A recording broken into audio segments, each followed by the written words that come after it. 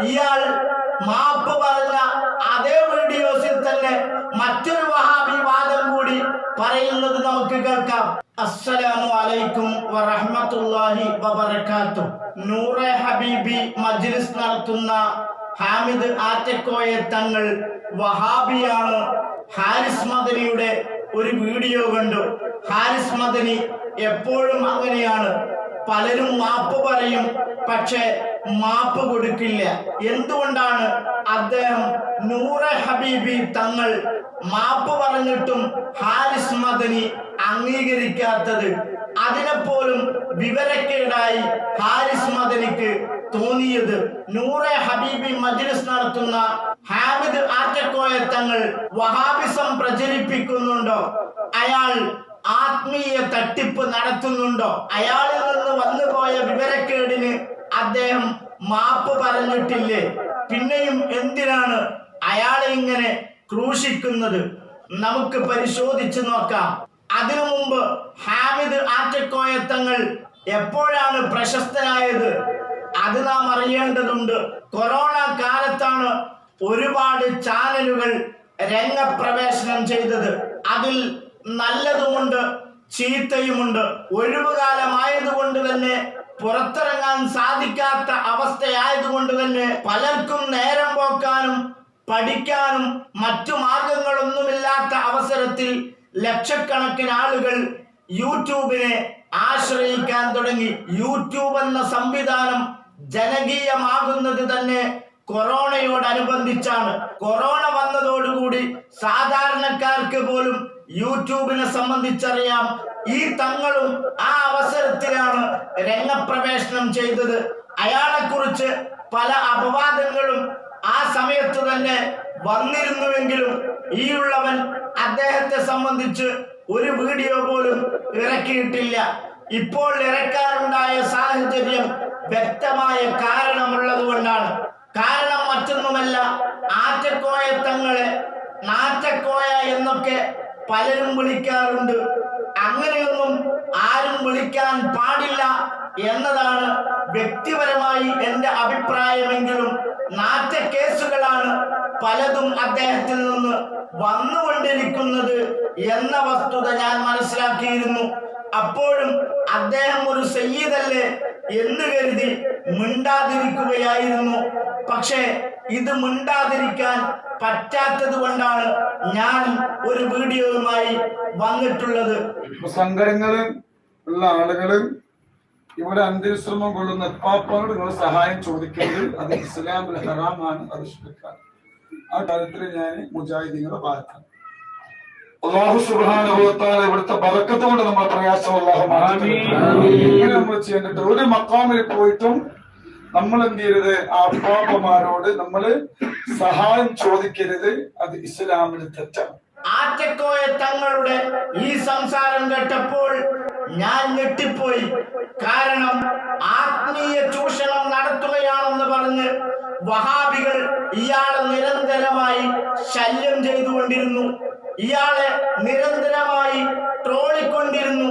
പക്ഷേ വഹാബികളോട് അന്നും ഇന്നും ഇയാൾക്ക് വേണ്ടി ഞാൻ വാദിച്ചിട്ടില്ല. അതിന് കാരണം ഒരുപാട് വിവരക്കേടുകൾ അദ്ദേഹം പറഞ്ഞു വെച്ചിട്ടുണ്ട്. ഇയാൾ തങ്ങളാണ്, സയ്യിദാണ്, സമ്മതിച്ചു. പക്ഷേ മുത്താണെങ്കിലും മൂത്രത്തിൽ വീണാൽ അത് നമ്മുടെ വസ്ത്രത്തിലേക്ക് ചേർത്ത് വെക്കാൻ പാടില്ല, മാറ്റി വെക്കണം. അത് കാരണം അതിന് ശുദ്ധിയില്ല എന്നത് തന്നെയാണ്. സ്വയം ശുദ്ധിയായതിന് ശേഷം മാത്രമേ നമ്മുടെ വസ്ത്രത്തോട് ചേർത്ത് വെക്കാൻ കഴിയുകയുള്ളൂ. പക്ഷേ മുത്താണെന്ന പരിഗണനയും മാന്യതയും ആദരവും നൽകേണ്ടതുണ്ട്. അതിൽ വീഴ്ച വരുത്തിക്കൂടാ. അത് ഹബീബായ മുത്തുനബി സല്ലല്ലാഹു അലൈഹി വസല്ലമ തങ്ങളോടുള്ള ആദരവാണ്. അവിടുത്തെ കുട്ടി എന്ന നിലക്കുള്ള ആദരവാണ്.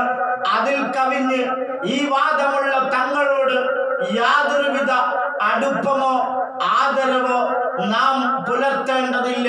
കാരണം ഇയാൾ പറഞ്ഞിരിക്കുന്നത് വഹാബി വാദമാണ്. പ്രാർത്ഥന എന്താണെന്നറിയാത്ത, സഹായ തേട്ടം എന്താണെന്നറിയാത്ത, അല്ലെങ്കിൽ അത് സംബന്ധിച്ച് പഠിച്ചിട്ടും ഇബ്ലീസിന്റെ പ്രേരണയാൽ ജൂതന്മാരോട് അച്ചാരം വാങ്ങി എന്ന ഒരൊറ്റ കാരണം കൊണ്ട് ഇസ്ലാമിനെ നശിപ്പിക്കാൻ, മുസ്ലിമീങ്ങളെ മുശ്രിക്കാക്കാൻ വേണ്ടി വെച്ചു പുലർത്തുന്ന വഹാബി മതത്തിന്റെ വാദം പറയുന്ന ഈ തങ്ങളെയും വഹാബികൾക്ക് നൽകുന്ന പരിഗണനയല്ലാതെ മറ്റൊരു പരിഗണനയും നാം കൊടുക്കാൻ പാടില്ല. അതുകൊണ്ട് തന്നെ ഇയാൾ സുന്നിയാണെന്ന് കരുതി ആരെങ്കിലും നൂറെ ഹബീബി എന്ന അയാളുടെ ആത്മീയ തട്ടിപ്പിന്റെ കേന്ദ്രമായ മജ്ലിസ് കേൾക്കുന്നുണ്ടെങ്കിൽ, കാണുന്നുണ്ടെങ്കിൽ അതിൽ നിന്ന് വിട്ടുനിൽക്കണമെന്ന് ഓർമ്മപ്പെടുത്തുകയാണ്. ഇയാൾ എവിടെ നിന്നാണ് മരണപ്പെട്ടു എന്ന കാരണത്തിന്റെ പേരിൽ ഒരാളോട് ഇസ്തിഗാസ നടത്താൻ പാടില്ലെന്ന് പഠിച്ചത്, അത് ശിർക്കാണെന്ന് പഠിച്ചത്, അത് ഹറാമാണെന്ന് പഠിച്ചത്? ഇത് ഞാൻ ചോദിക്കുന്നത് ഇയാൾ മാപ്പ് പറഞ്ഞു എന്ന് പറഞ്ഞതിന് ശേഷവുമാണ്. അപ്പോൾ പിന്നെ ഇത് പറയാൻ പാടുണ്ടോ എന്ന് പലർക്കും സംശയമുണ്ടാകാം. ഇയാൾ മാപ്പ് പറഞ്ഞത് ഞാൻ മുജാഹിദുകൾക്കൊപ്പമാണ് എന്ന് പറഞ്ഞതിന് വേണ്ടിയാണ്. എന്നാൽ വഹാബി വാദം പിൻവലിച്ചതായിട്ട് അയാൾ എവിടെയും പറഞ്ഞിട്ടില്ല.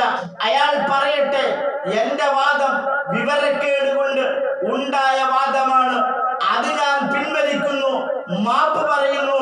മഹാന്മാരോട് ഇസ്തിഗാസ നടത്തുന്നത് ശിർക്കാണെന്ന് ഇസ്ലാമിക പ്രമാണത്തിലില്ല എന്ന് അദ്ദേഹം പറയട്ടെ.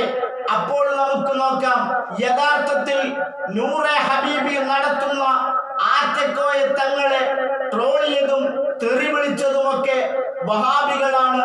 ആ ശല്യത്തിൽ നിന്ന് ഒഴിവാകാൻ വേണ്ടിയാവാം ഇയാൾ വഹാബികൾക്കൊപ്പിച്ച് ചെരുപ്പ് മുറിക്കേണ്ടതിന് പകരം കാല് മുറിച്ചത്. വഹാബികളുടെ എതിർപ്പ് മാറിക്കിട്ടാൻ വേണ്ടി, അവർ ട്രോളുന്നത് ഒഴിവായി കിട്ടാൻ വേണ്ടി, അവരുടെ കയ്യടിക്ക് വേണ്ടി എന്ത് തോന്നിവാസവും പറയാമെന്ന് നൂറെ ഹബീബി നടത്തുന്ന കുറച്ചാളുകൾ തന്റെ ചാനലിലുള്ള ആത്മീയ മജ്ലിസ് കേൾക്കാനും കാണാനും ഉണ്ടെന്ന് കരുതി പറഞ്ഞാൽ ഞങ്ങളാരും ഒരക്ഷരം മിണ്ടുകയില്ല എന്നാണോ ഈ തങ്ങള് മനസ്സിലാക്കിയിട്ടുള്ളത്? മുജാഹിദുകൾക്കൊപ്പമാണെന്ന് പറഞ്ഞതിൽ മാപ്പ് ചോദിച്ചത് കൊണ്ടായില്ല. ഇസ്തിഗാസ ശിർക്കാണെന്ന് പറഞ്ഞത് ഒന്നുകിൽ ഇസ്ലാമിക പ്രമാണം കൊണ്ട് നിങ്ങളും വഹാബികളും തെളിയിക്കേണ്ടതുണ്ട്, അല്ലെങ്കിൽ നിങ്ങൾ മാപ്പ് പറയേണ്ടതുണ്ട്. എങ്കിൽ മാത്രമേ മുസ്ലിം ഉമ്മത്ത് മാപ്പ് തരികയുള്ളൂ. മാത്രവുമല്ല, ഇയാൾ മാപ്പ് പറഞ്ഞ അതേ വീഡിയോസിൽ തന്നെ മറ്റൊരു വഹാബി വാദം കൂടി പറയുന്നത് നമുക്ക് കേൾക്കാം.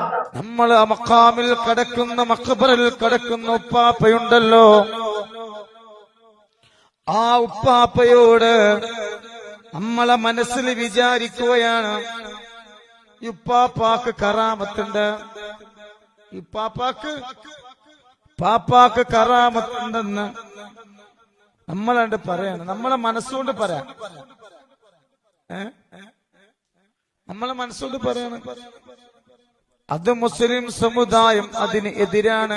ഇയാൾ സുന്നിയായ സമയത്ത് മനസ്സുകൊണ്ട് വിചാരിക്കലായിരുന്നു. അതാദ്യം അദ്ദേഹം പറഞ്ഞുവെങ്കിലും വഹാബികൾ മനസ്സുകൊണ്ട് പറയലും കണ്ണുകൊണ്ട് കേൾക്കലും കാതുകൊണ്ട് കാണുന്നവരുമാണല്ലോ. അതേ വാദം തന്നെയാണ് ഇയാൾ വഹാബി വാദം പറഞ്ഞപ്പോഴും പറയുന്നത്. മനസ്സുകൊണ്ട് പറയാമെന്ന്, മനസ്സുകൊണ്ട് കരുതലേ ഉള്ളൂ, മനസ്സുകൊണ്ട് ആരും പറയാറില്ലെന്ന് ഹാമിദ് ആറ്റക്കോയ തങ്ങളാകുന്ന മൗലവി മനസ്സിലാക്കണമെന്ന് ഓർമ്മപ്പെടുത്തുകയാണ്. ഇയാൾ ഒരുപാട് കറാമത്തുകൾ പറയാറുണ്ട്. ഉംറയ്ക്ക് വേണ്ടി ഇയാൾ പോയ സമയത്ത് കുറെ സ്ത്രീകളും കൂടെ ഉണ്ടായിരുന്നു. അതിലൊരു സ്ത്രീയുടെ ബാഗ് നഷ്ടപ്പെട്ടു പോയി. 2-3 ദിവസം തിരച്ചിൽ നടത്തിയെങ്കിലും ആ ബാഗ് കിട്ടിയിട്ടുണ്ടായിരുന്നില്ല. കൂടെയുള്ളവരെല്ലാം വിഷമിച്ചു നിൽക്കുമ്പോൾ ആ സ്ത്രീ പറഞ്ഞു പോലും, എനിക്ക് ആ ബാഗ് തീർച്ചയായും കിട്ടും, കാരണം തങ്ങളുപ്പാപ്പയുടെ തേന് ആ ബാഗിലുണ്ട്, ആറ്റക്കോയ തങ്ങൾ കൊടുത്ത തേന് ആ ബാഗിലുണ്ടത്രേ, അതുകൊണ്ട് തീർച്ചയായും ബാഗ് കിട്ടുമെന്ന് ആ സ്ത്രീ പ്രത്യാശ പ്രകടിപ്പിച്ചു അത്രേ. അതുപോലെ തന്നെ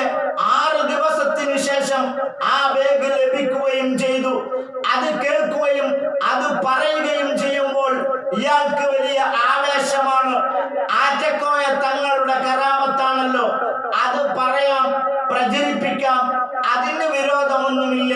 മുസ്ലിം സമുദായം എതിരുമല്ല. എന്നാൽ മറ്റ് ഔലിയാക്കളുടെയും അമ്പിയാക്കളുടെയും കറാമത്തും മുഅ്ജിസത്തും പറയുമ്പോൾ അത് പറയാൻ പാടില്ല. അതിന് മുസ്ലിം സമുദായം എതിരാണെന്നാണ് പറയുന്നത്. എവിടെ നിന്നാണ് ഇയാളെ കറാമത്ത് പറയാമെന്നും മറ്റുള്ളവരുടേത് പറയാൻ പാടില്ലെന്നും മുസ്ലിം സമുദായം എതിരാണെന്നും പഠിച്ചത് എവിടെ നിന്നാണെന്ന് ഇയാൾ പറയേണ്ടതുണ്ട്. ഇസ്ലാമിക പ്രമാണം താങ്കൾ പഠിച്ചിട്ടുണ്ടോ എന്നും അറിയിക്കേണ്ടതുണ്ട്.